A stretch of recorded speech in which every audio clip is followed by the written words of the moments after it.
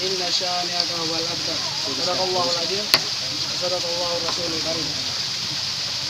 Qala Allah sallallahu alaihi wasallam, innamal a'malu binniyat wa innama likulli imri'in ma nawa. Atau kama qala sallallahu alaihi wasallam.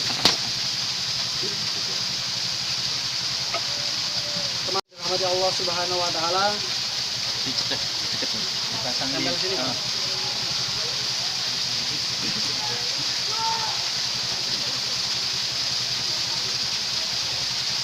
Yang pertama, marilah kita panjatkan puja dan puji syukur kita kehadirat Allah Subhanahu wa taala yang memberikan kita banyak karunia, nikmat, hidayah, sehingga kita masih diberi kesempatan dalam ajang silaturahim ini, yang mana tidak semua hamba Allah Subhanahu wa taala diberikan kesempatan atau diberikan kenikmatan sama seperti yang kita rasakan sekarang. Saudara yang dirahmati Allah Subhanahu wa taala, pada kesempatan kali ini dalam acara tur mata mengaji dan tadabbur alam, walaupun touring, walaupun tadabbur alam, kita juga tetap mengaji. Hadis Rasulullah Shallallahu Alaihi Wasallam yang artinya adalah malaikat, para malaikat itu akan membentangkan sayap-sayapnya untuk menaungi majelis yang di dalamnya itu mengkaji tentang ayat Allah, entah itu ayat kauniyah atau ayat yang lain. Jadi insya Allah panasnya kita di siang hari ini, kemudian capeknya, senangnya, kalau semuanya diniatkan oleh Allah Subhanahu wa taala, ikhlas, insya Allah ada para malaikat yang menaungi kita, yang mana sayap malaikat itu begitu luas, begitu besar. Dalam riwayat, satu bulu sayap malaikat saja bisa menutupi dunia dan seisinya, apalagi sayap yang utuh yang dimiliki malaikat. Padahal di hadis Rasulullah Shallallahu Alaihi Wasallam, sebuah majelis itu akan dinaungi oleh para malaikat. Bahasa Indonesia para itu berarti bermakna lebih dari satu, Satu malaikat saja menaungi kita pasti akan sangat teduh, apalagi kalau para malaikat lebih dari satu. Saudara-saudara yang dirahmati Allah Subhanahu wa taala, 30 menit ke depan saya diberi amanah oleh Ustadz Aji dan Ustadz Aziz untuk menyampaikan sedikit, bukan tausiah sebagai Ustadz, tapi sharing berbagi ilmu yang pernah saya dapatkan ketika dulu pernah jadi santri. Saudara-saudara yang dirahmati Allah Subhanahu wa taala, saya sudah dipesan temanya adalah pentingnya berhijrah. Apa temanya? Pentingnya berhijrah. Temanya adalah pentingnya berhijrah. Nah, banyak dari kita ada yang udah tahu, ada yang sudah tahu makna hijrah apa, kemudian urgensi hijrah itu apa. Tapi pada kesempatan kali ini tidak ada salahnya kalau kita sama-sama mengkaji kembali makna dan urgensi hijrah itu. Jadi hijrah itu artinya ada dua arti, sesuai tema yang diangkat adalah pentingnya hijrah. Arti yang pertama adalah secara bahasa. Hijrah secara bahasa adalah artinya berpindah dari satu tempat ke tempat yang lain. Itu secara bahasa. Berpindah dari satu tempat ke tempat yang lain. Jadi kalau bahasa Arab gitu, dalam ilmu bahasa Arab nanti bisa ditanyakan Ustadz Aziz sebagai guru bahasa Arab. Jadi setiap benda, kosakata itu memiliki dua arti. Arti secara istilah atau secara makna, Secara makna baku, hijrah itu artinya apa? Berpindah dari satu tempat ke tempat yang lain. Akan tetapi secara istilah adalah seperti yang diterangkan oleh beberapa ulama. Secara istilah adalah berhijrah adalah berpindah dari satu kondisi, entah itu kondisinya buruk atau biasa-biasa saja, menuju kondisi yang lebih baik. Di sini lebih baik dalam arti apa? Dalam arti diridhoi oleh atau sesuai dengan tuntunan Allah dan Rasulnya. Saudara-saudara yang dirahmati Allah Subhanahu wa taala, Imam Ibnul Qayyim Al-Jauziyah bahkan mengatakan, Beliau mengatakan dalam kitabnya, menggambarkan bahwasanya pentingnya hijrah itu adalah beliau menjabarkan atau menjelaskan hijrah adalah inti dari bertakwa itu sendiri, ya.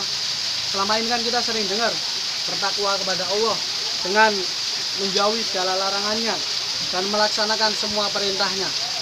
Itu adalah pengertian takwa. Nah, di sini Imam Ibnul Qayyim Al-Jauziyah mengatakan makna hijrah adalah justru apa? Inti dari bertakwa, ya. Jadi inti dari bertakwa itu adalah apa? Adalah hijrah itu, ya. Selaras dengan yang disabdakan Nabi Muhammad Shallallahu Alaihi Wasallam. Beliau mengatakan adalah sebuah kerugian yang besar, ya. Sebuah kerugian yang besar jika seseorang itu melalui hari-harinya, ya, melalui hari-harinya tanpa ada perubahan sedikit pun, ya. Di sini dalam arti apa perubahannya? Bukan berarti dari yang culun menjadi gaul, bukan. Di sini yang berarti adalah yang hari ini misalkan bermaksiat, belum beramal soleh, dan lain-lain menjadi lebih baik. Saudara yang dirahmati Allah Subhanahu Wa Taala. Kemudian dicontohkan juga kepada di zaman Nabi Muhammad Shallallahu Alaihi Wasallam. Hijrah itu seperti apa? Beliau berdakwah di kota Mekah, ya, dimusuhi, dilempar batu, disakiti, diintimidasi dan lain-lain. Maka apa yang dilakukan Rasulullah dan para sahabatnya? Mereka berhijrah, ya, berhijrah kemana? Ke Madinah. Untuk apa semuanya itu? Untuk supaya bisa mendapatkan kesempurnaan dalam beribadah kepada Allah Subhanahu wa Ta'ala. Kemudian saudaraku yang dirahmati Allah Subhanahu wa Ta'ala, hijrah itu meliputi dari dan menuju, ya. Inti dari hijrah itu adalah meliputi dari dan menuju. Dari yang tadinya belum baik menuju yang baik. Dari yang tadinya belum menutup aurat menuju yang menutup aurat. Dari yang tadinya itu pergaulannya tidak baik menuju pergaulan yang baik. Dari yang tadi dia itu tidak pernah ikut kajian menuju rajin ikut kajian, ya.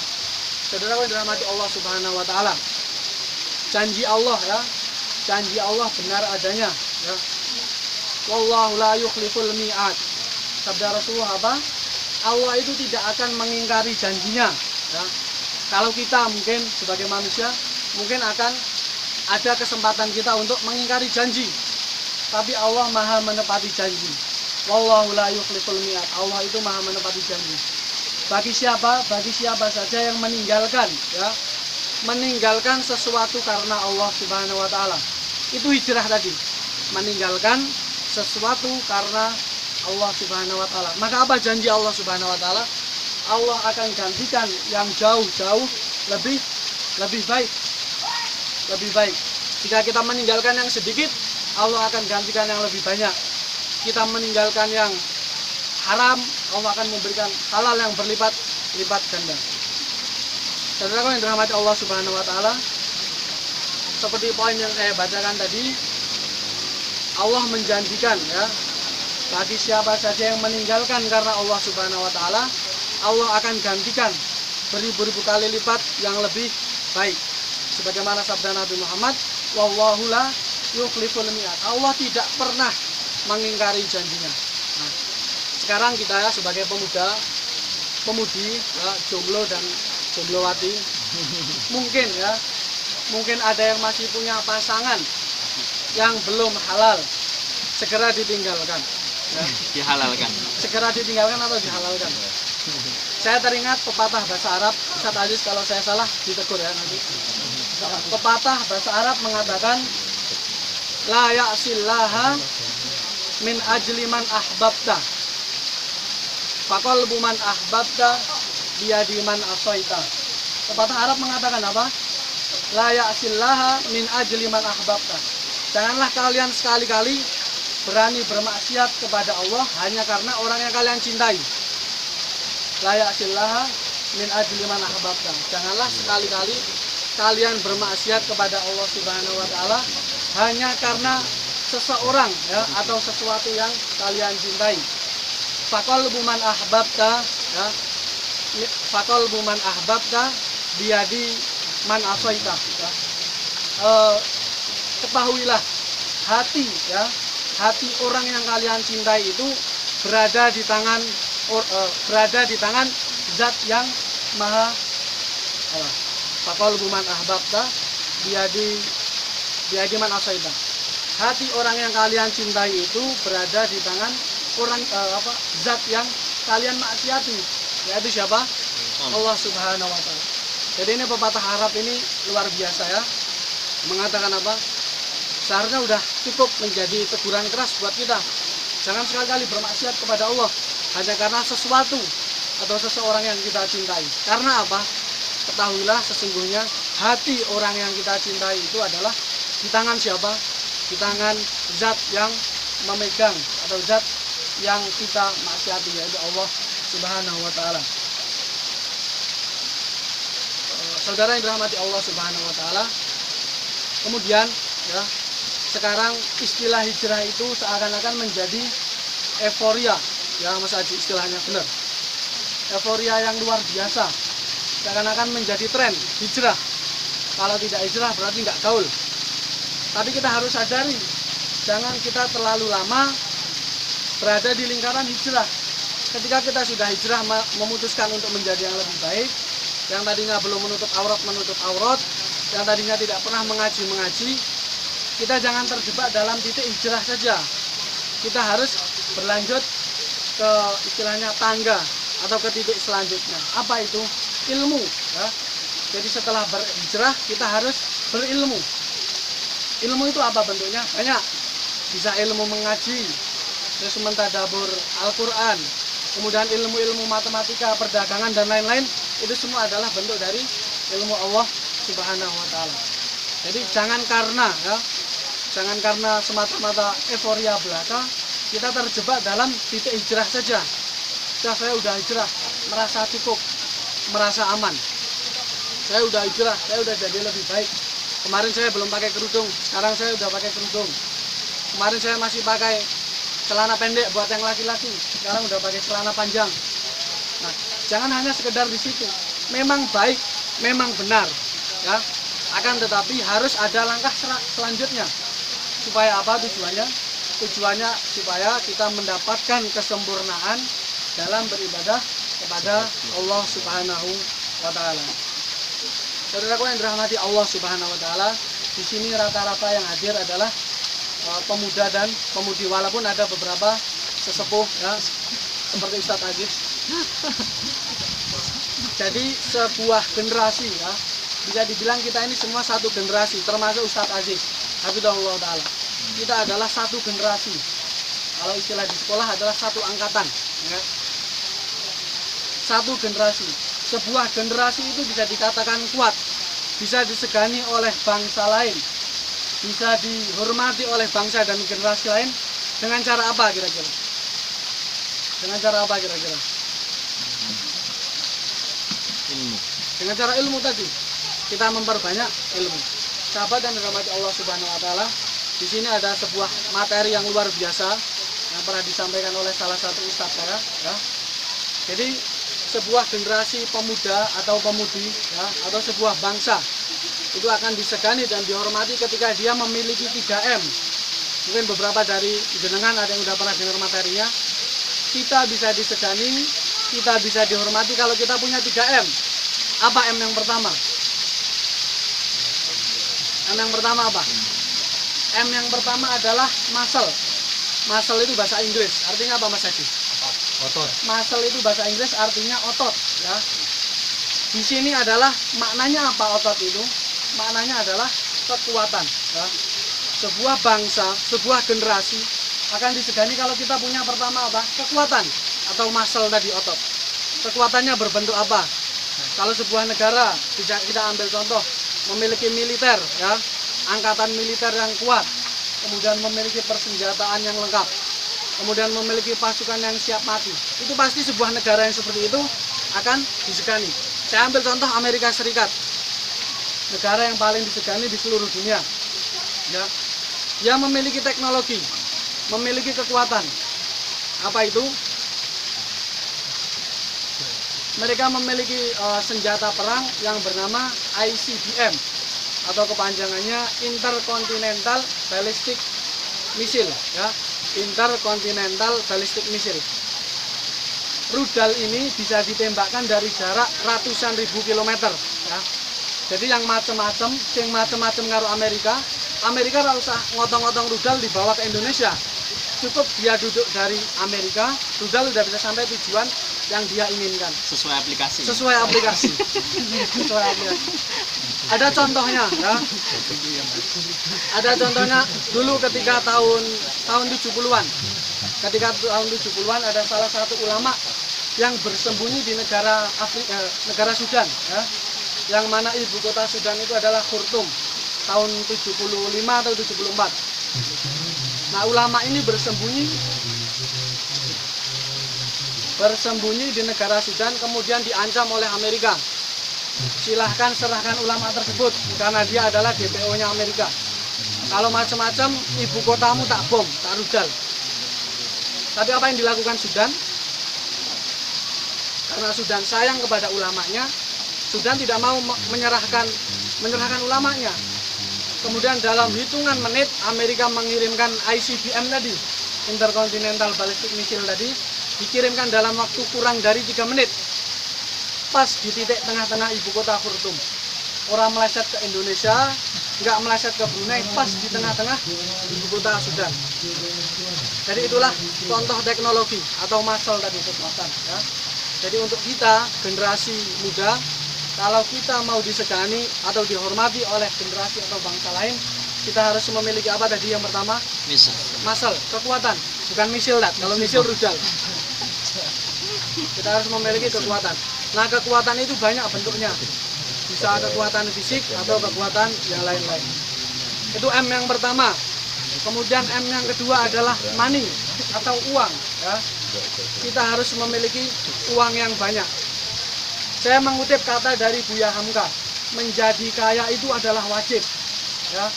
Katanya Buya Hamka apa? Menjadi kaya, perkataannya Buya Hamka, berusaha menjadi kaya itu wajib.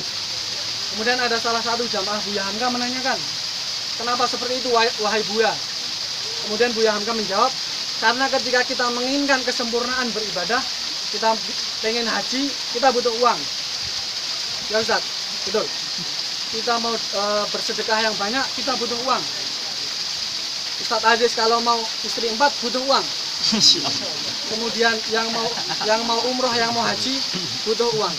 Kemudian misalkan besok ada yang mau mensponsori acara tur mata juga butuh uang. Kenapa Buya Hamka sampai mengatakan berusaha menjadi kaya itu wajib? Ya karena memang kesempurnaan ibadah itu bisa diraih dengan harta yang banyak. Kita bisa ambil contoh Abu Bakar As-Siddiq, kemudian Abdurrahman bin Auf, Utsman bin Affan. Beliau semua adalah saudagar kaya, yang mana menginfakkan hartanya bukan setengah-setengah, seluruh hartanya diinfakkan ke jalan Allah Subhanahu Wa Taala. Bahkan Rasulullah SAW sampai heran, wahai sahabatku, engkau sisakan apa untuk keluargamu? Jawabannya beliau apa? Saya sisakan untuk keluargaku adalah Allah dan Rasulnya. Jadi semua hartanya diserahkan di jalan Allah Subhanahu Wa Taala. Itu M yang kedua, ya. Jadi kita sebagai generasi Muslim dari sekarang harus berusaha bagaimana caranya menjadi kaya. Yang tidak punya privilege, merintis dari sekarang, merintis dari nol, usaha kecil-kecilan, sampai besok benar-benar menjadi orang yang kaya, yang dermawan, yang menginfakkan hampir semua hartanya di jalan Allah Subhanahu Wa Taala. Kemudian M yang terakhir atau M yang ketiga adalah menikah. M yang ketiga adalah mind. Mind itu bahasa Inggris artinya apa? Mind adalah artinya otak, ya, akal. Jadi sebuah generasi, sebuah bangsa bisa disegani, bisa dihormati kalau punya 3 M tadi. Yang pertama muscle, kekuatan. Yang kedua money, uang.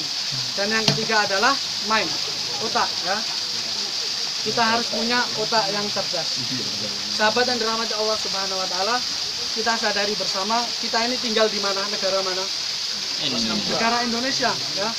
Yang kekayaannya luar biasa, gemah ripah, loh jinawi. Kalau kita generasi Islam tidak punya otak yang cair, kira-kira kita bisa mengelola harta kekayaan Indonesia atau tidak? Tidak. Akhirnya mengelola siapa? Asing. Sekarang, ya, fakta yang ada di lapangan. Freeport bertahun-tahun, dari 2000 berapa kontrak Freeport? 2001 ya. Dari 2001 kontrak Freeport, yang tadinya gunung sebesar Gunung Lawu ya, semuanya isinya emas. Sebesar gunung itu isinya emas semua. Mas Aji. Isinya emas. Kemudian dikeruk sama Amerika, dimasukin ke kapal. Perjalanan dari Papua ke Amerika, keluar dari kapal menuju Amerika itu udah bentuk emas semua. Nah, sekarang itu beritanya emas di Freeport itu udah mau habis karena dikeruk terus setiap hari. Akan tetapi ketika emas mau habis, di bawah emas itu ditemukan sebuah material atau kandungan yang lebih mahal daripada emas. Apa itu kira-kira? Uranium. Uranium adalah apa? Bahan dasar nuklir. Yang mana sebuah negara kalau memiliki tambang uranium pasti disegani oleh seluruh dunia. Ya. Jadi Freeport yang berupa gunung itu udah dikeruk habis emasnya, ternyata di bawah itu masih ada uraniumnya. Ya. Siapa yang mengelola? Yang mengelola ya generasi atau bangsa asing. Indonesia hanya dikasih 0,1%. Semuanya dinikmati oleh orang asing. Padahal itu haknya siapa? Haknya kita, orang Indonesia yang tinggal di Indonesia. Makanya kita harus apa kalau sadar seperti ini? Kita harus mengencerkan otak kita. Bagaimana cara kita bisa mengelola kekayaan Allah Subhanahu wa Ta'ala.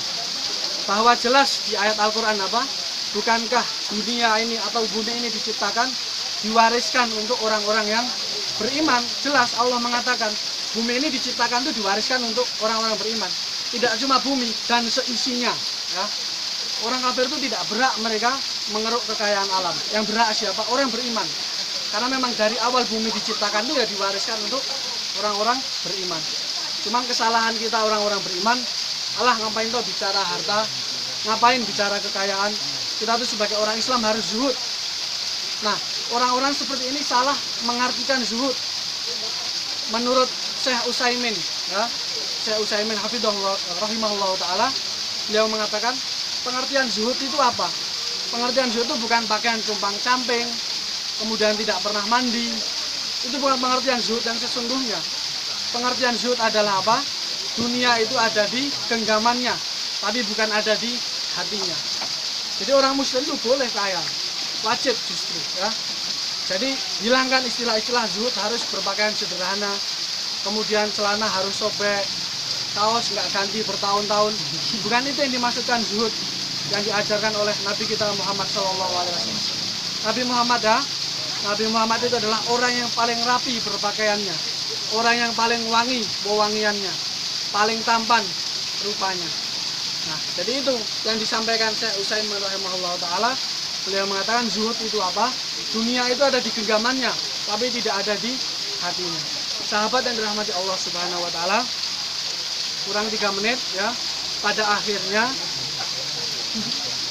itu tadi sebuah generasi, sebuah bangsa ya, generasi muda khususnya bisa ditakuti, disegani oleh generasi yang lain cukup dengan 3M itu tadi.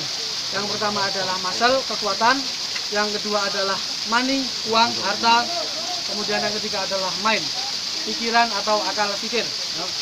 Itu. Insya Allah kalau ketiganya kita miliki ya, kita dalam satu generasi saling melengkapi. Ada yang uangnya banyak, ada yang otaknya cerdas, ada yang kekuatannya luar biasa. Sahabat yang dirahmati Allah Subhanahu wa taala, pada akhirnya intinya hijrah itu apa? Hijrah adalah keberanian untuk tampil beda ya. Berani menolak suap ketika tradisi suap sudah merajalela. Kemudian berani menutup aurat ketika teman-teman sebayanya tidak menutup aurat. Kemudian berani mengatakan yang benar ketika kebohongan itu menjadi gaya hidup. Gitu. Pas Ustaz 10.30.